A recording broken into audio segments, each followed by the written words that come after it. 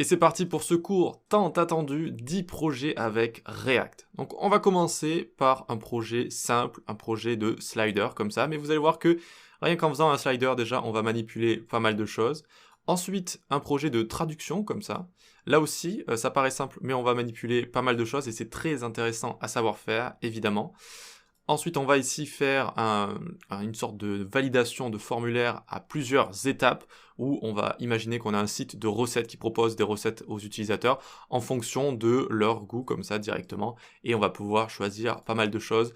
Petite animation en haut à chaque fois qu'on remplit des choses directement et donc là aussi ça va être extrêmement intéressant, manipulation du state, animation, state global, etc. C'est vraiment super de savoir faire ce genre de choses, ça va vraiment vous apporter dans vos compétences React.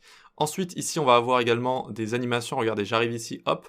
Très souvent, avec React ou avec les frameworks, on rend des listes, comme ça, on crée des listes. Et c'est super de savoir les animer. Ça permet vraiment de rajouter du cachet, comme ça, un côté esthétique à certaines choses.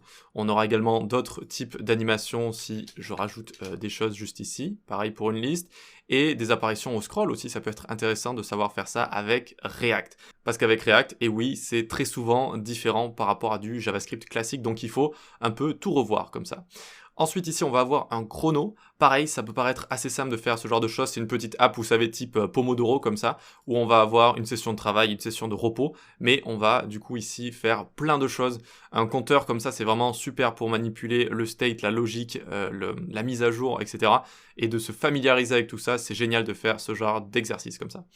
Ensuite, ici, on va avoir un clone de Unsplash, vous savez, cette banque d'images gratuite. On va pouvoir faire des recherches directement. Hop, par exemple, je recherche des chats ici, magnifique. Et on va avoir un système de scroll infini.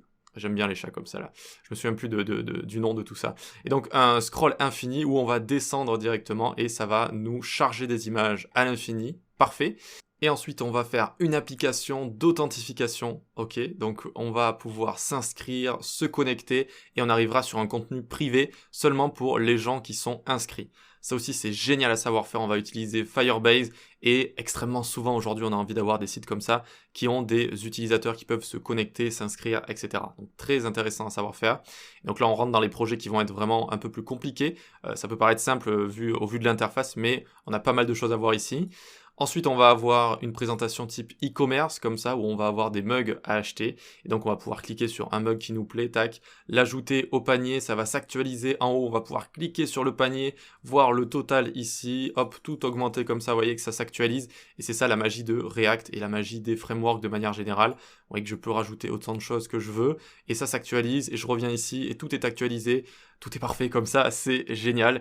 Et si vous faites ce genre de projet, vous allez vraiment vous améliorer avec React parce que c'est typiquement le genre de choses qu'on fait quoi, directement. Donc tout le code source est fourni. Tout le code source est fourni et je vous ai fait tout le CSS. Je vous ai vraiment pré-mâché tout le CSS comme ça. On aura juste à s'occuper de l'interface et des données et on fera que du React en fait. On fera que du React. Ok, donc ça va être vraiment génial de ce côté-là parce que sinon déjà que la formation est assez longue, facilement ça aurait pris 2 fois plus de temps si à chaque fois, eh bien, on avait eu à coder tout le CSS. Voilà. Donc le CSS, je vous l'ai déjà fait pour vous. Et pour terminer, on se fera une application de prise de notes un petit peu type Evernote ou ce genre de choses.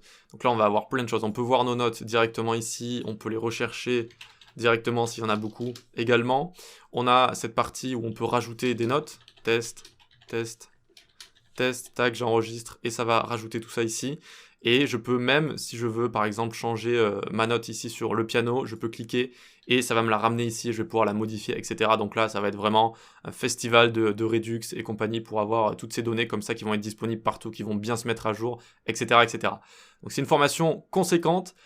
Il faut y aller petit à petit, hein, n'essayez pas de faire en vitesse x2 et puis de tout cramer d'un coup.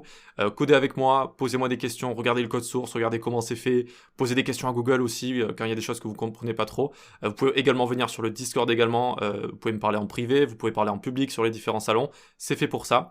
Et donc si tout ça vous plaît, si vous avez envie de savoir coder tout ça, rendez-vous de l'autre côté pour commencer à coder.